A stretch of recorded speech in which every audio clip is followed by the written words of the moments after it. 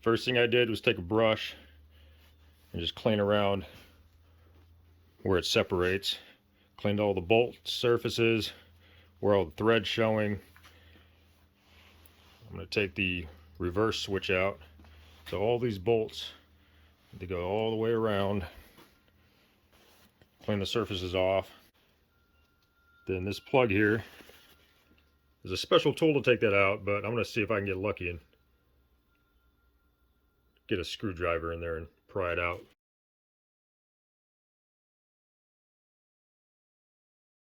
Let's take this slave cylinder off while everything's soaking down. There's two 10mm bolts, here and here. Let's break them with the wrench.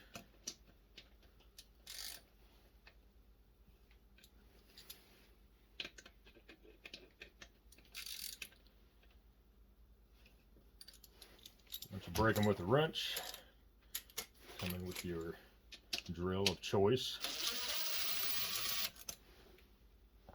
And these are very small bolts, so be careful. Then that thing can just pull off. Okay, once that's out of the way, you got these 6 bolts around here holding the input shaft seal with the bearing retainer. Same thing, you want to break these loose.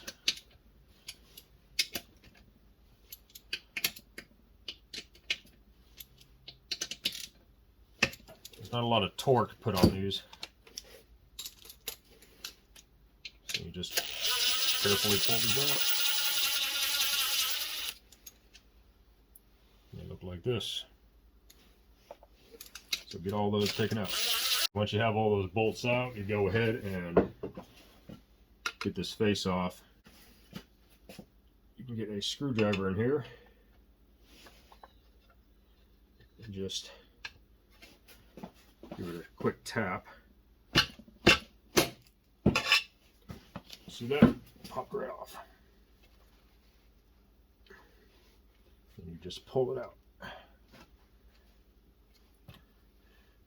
And I know a thing or two about pulling out. And there's a gasket maker on here, so it might be a little difficult to get off. Just take your time.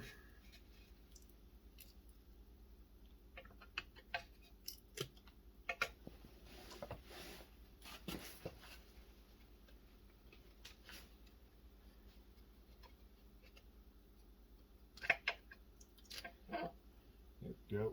Pull it off. There's your front. There's your front input shaft seal. I got a new one. I'm going to pop that out and clean all this up. Now that the bearing retainer is out of the way, you'll have access to the front shaft. And right here you have a snap ring. There it is. You can see it moving. Get some snap ring pliers. I got these at O'Reilly's.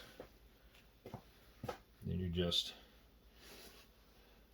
get in there and pull that sucker off. Okay. Make note of where this goes in your disassembly.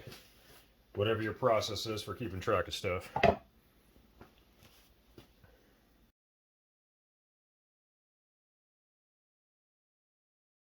Okay, now I'm going to attempt to get this detent out. Pretty heavy duty, thick flathead. So I'm going to try to get this out.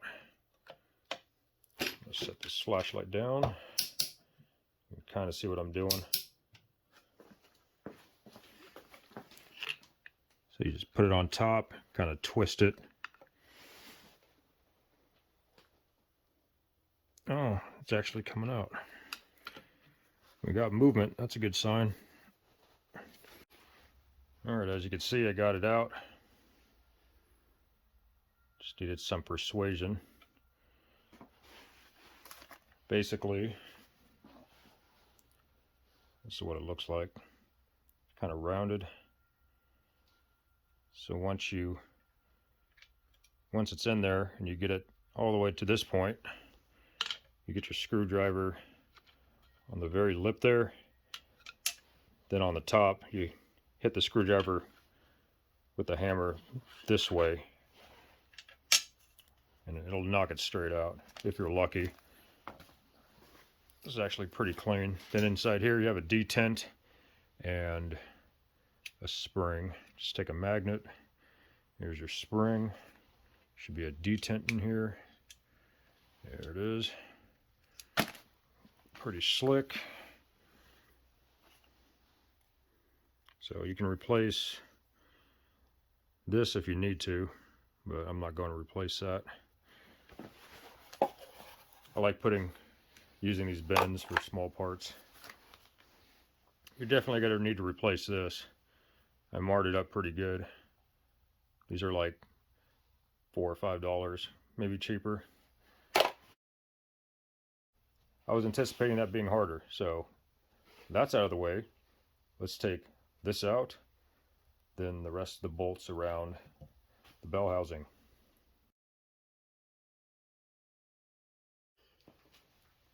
Okay, same thing with all these bolts. Try to break them by hand first before you use any power tools. Forgot to mention all the bolts around here are 13 millimeter. The reverse switch is 22 millimeter deep well. Once again, you break it with a ratchet, then you can just pull it straight off. All right, I'm going to finish taking the rest of these bolts out.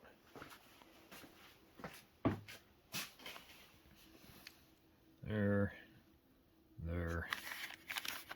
and underneath. And when you're taking everything out, note where Teflon tape is, or was. This was around the threads here. So when you put it back together, make sure you do it exactly how it was taken apart. Also, if you're having difficult time with the bolts, the threads go straight through to the bell housing. So you can spray some penetrating oil or fluid, spray whatever on them, and that will help you with your disassembly. All the bolts are out around the bell housing. These are all the same. You don't got to worry about putting them back exactly where they go. I took the drain plug and the fill plug out. They're just floating there. They require a 17 millimeter Allen focus, 17 millimeter. And the drain plug will have a magnet, and the fill plug will not. That's how you tell the difference. If you stand this up on end, make sure you got some wood on each side of the bell housing, because otherwise it'll hit the input shaft. It sticks out like half an inch, 3/4 away from the bell housing. That way it's level. Leave these two bolts in. Those are for the reverse gear. And there's two alignment dowels. One on this side, one here. I got one dowel out.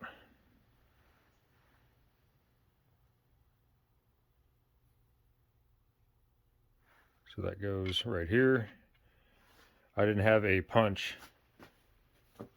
long enough, so I used this monstrosity right here. Basically, that's a 1/4 inch extension, then the adapter to a 3/8. I just slowly, here we go, slowly tapped it.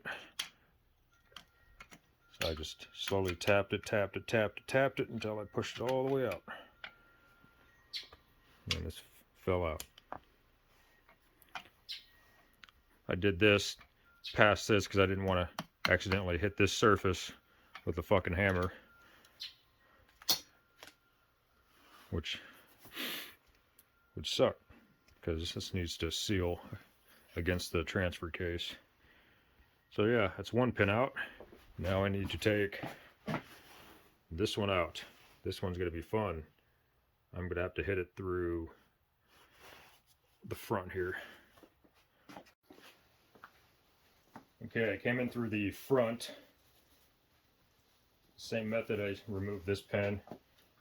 I didn't have to remove that all the way, just enough to where this case split, and you can see it already split. Now,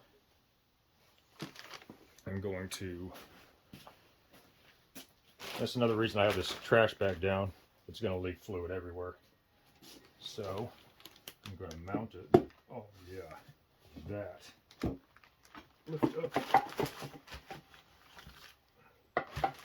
another block of wood under here. That. Make sure it doesn't roll off the damn table.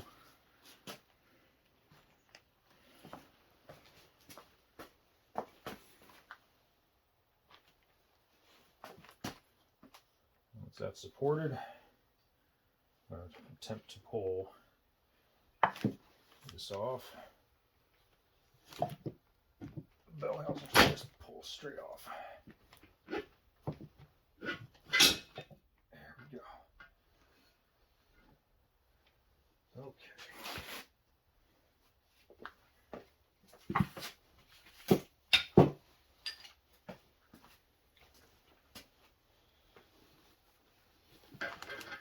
Nice, easy. Nice and easy.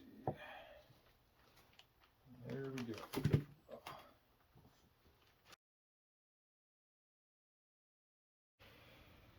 All right, there's the front bearing. It's actually good. I don't feel there's no wobble or nothing with this front bearing, so I'm not going to replace that. It feels brand new. So I'm going to flip the bell housing over. It's not that heavy, it's just awkward.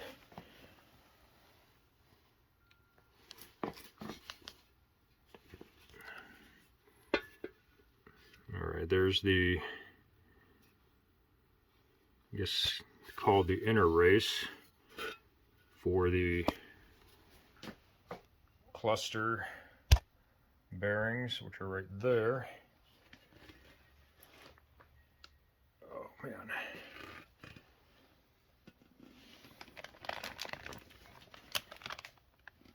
Doesn't look like any excessive wear, but I did see some synchros back here that were like just completely gone. So I'm going to take that out and see what that's about. I got this far, wiped it down.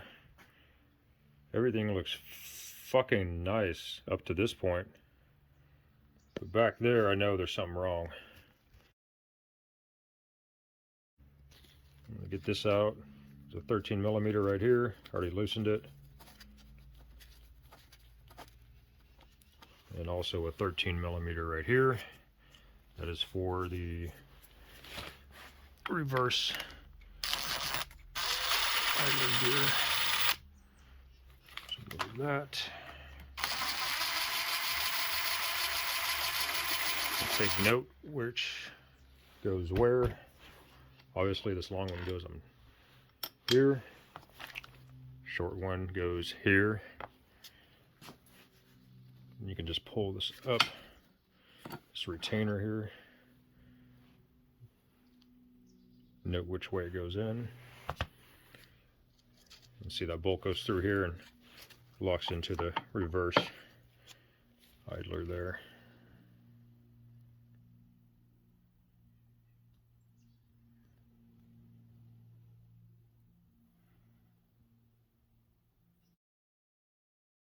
Let's dig a little further. I'm going to take these shift forks off. There's a roll pin right there you got to take out, and a roll pin for the shift cup right there. To punch those both out.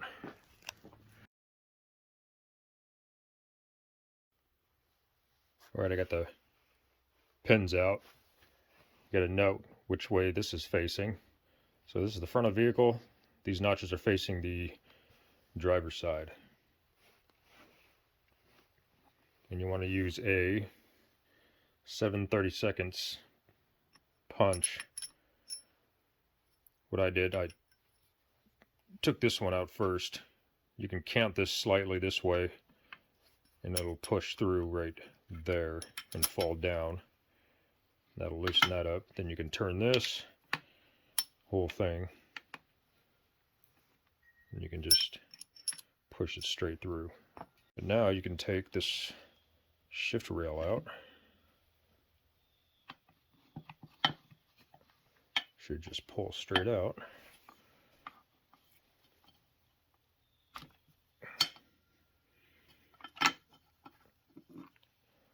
There it is. And note, this is the front. Let's set this aside.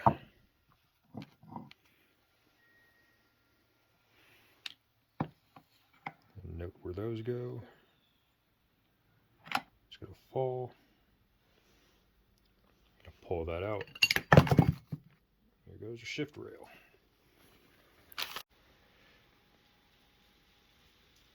This slides good. I think a detent goes in there because I found this spring. Yeah, it goes in there. And I guess a detent fell out somewhere. Looked like a detent rides in here. So, all right, next is I gotta pull the rear seal out, and there's a snap ring in there that you gotta take out, and we can pull this baby out. And there's a snap ring right back there. So to pull that sucker off, and this whole thing should pull out the front. Okay, I have it all taken apart.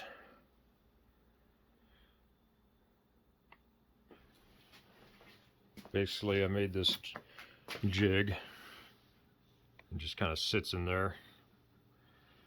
All I did was flip this upside down and holding it, and I held the reverse gear in place.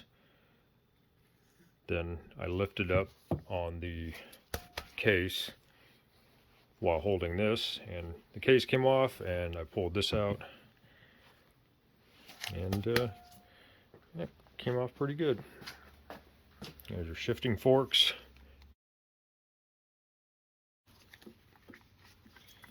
Pull these off. Just note where they go, like this.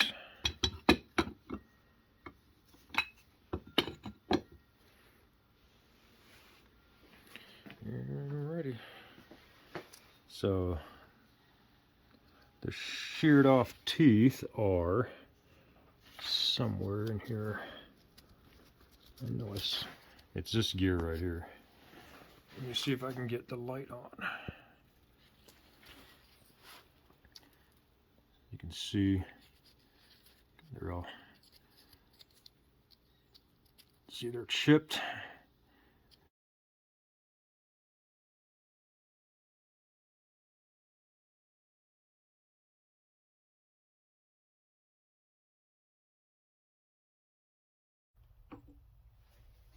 Inspect. Looks good to me. Teeth are good. right.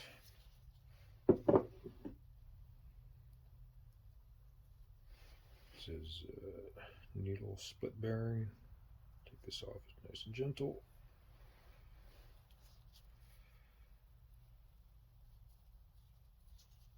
No excessive wear, not replacing that.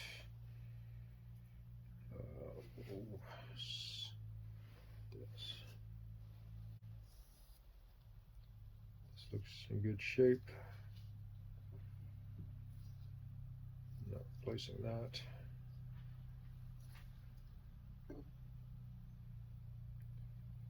Now this thing is synchro assembly. Got to be careful because there's springs and ball detents right here. Get you a close up.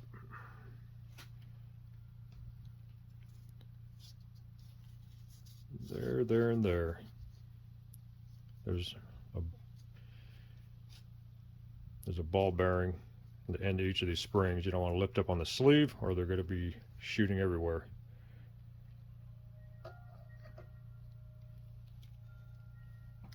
So there's a snap ring here. Looks like holding that on. So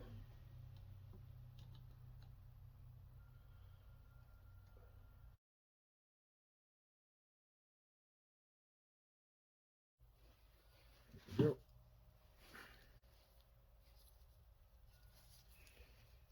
Not replacing that. Looks good shape. Now I'm just going to wiggle this whole thing up without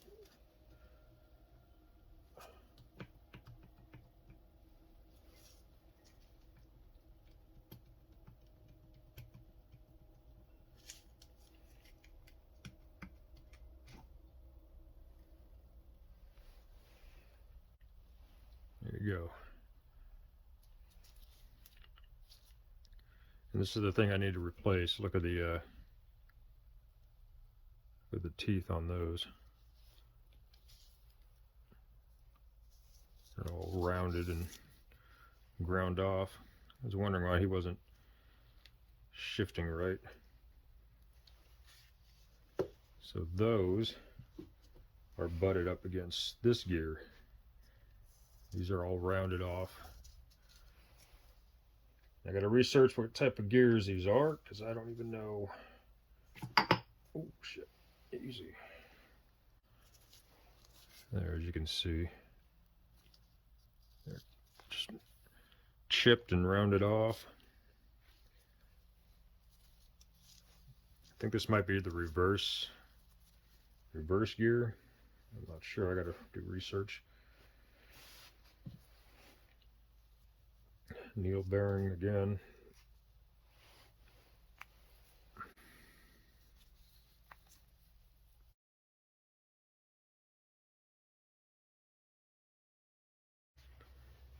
Okay, you're gonna need a gear puller to get this off, but all these gears, they look fine. I'm just gonna leave it, put the snap ring back on, put the blocker back on.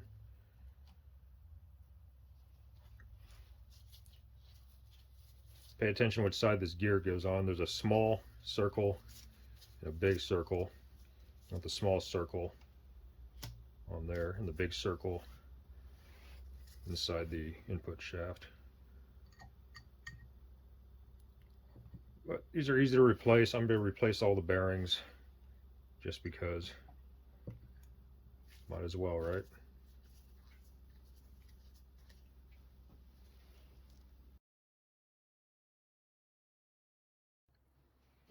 Okay, I got the front bearing retainer all cleaned up. The old RTV off of it, and I gotta get this seal out. So this presses on from the back. So you set this on 2 pieces of wood. Make sure there's space under here.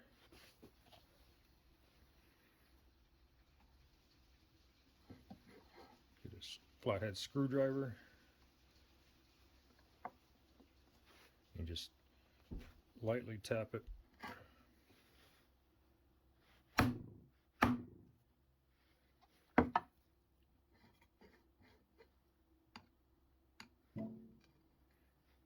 Lightly tap it.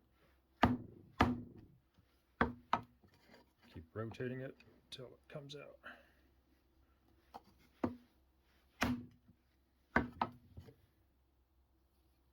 It's coming out slowly.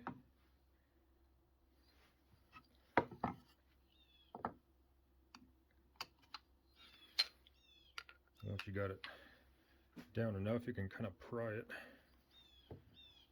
Sit down the wood, pry up just gently.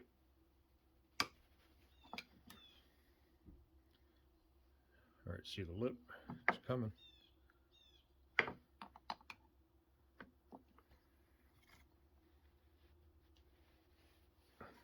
Just work your way around.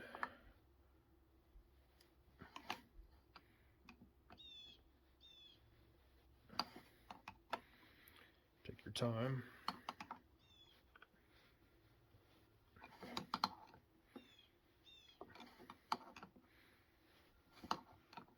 It'll come out eventually.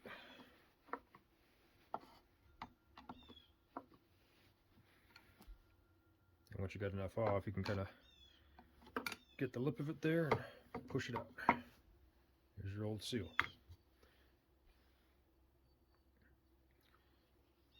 You just clean the channel up.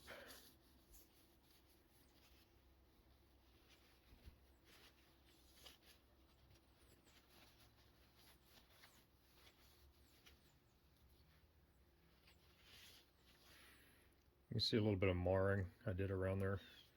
It's not the best way to get it out, but this part here isn't too critical. Nothing touches this part.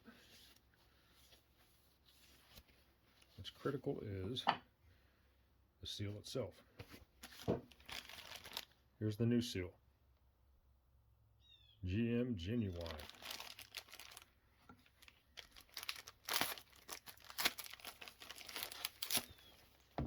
Pop this bad boy open.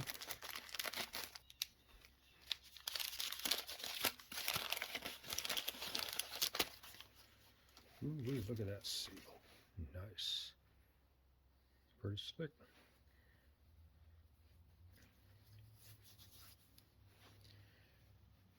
I don't have a press right now to put this in. I have it on order, so it'll be here soon enough. But until then, I have it prepped, all ready to go.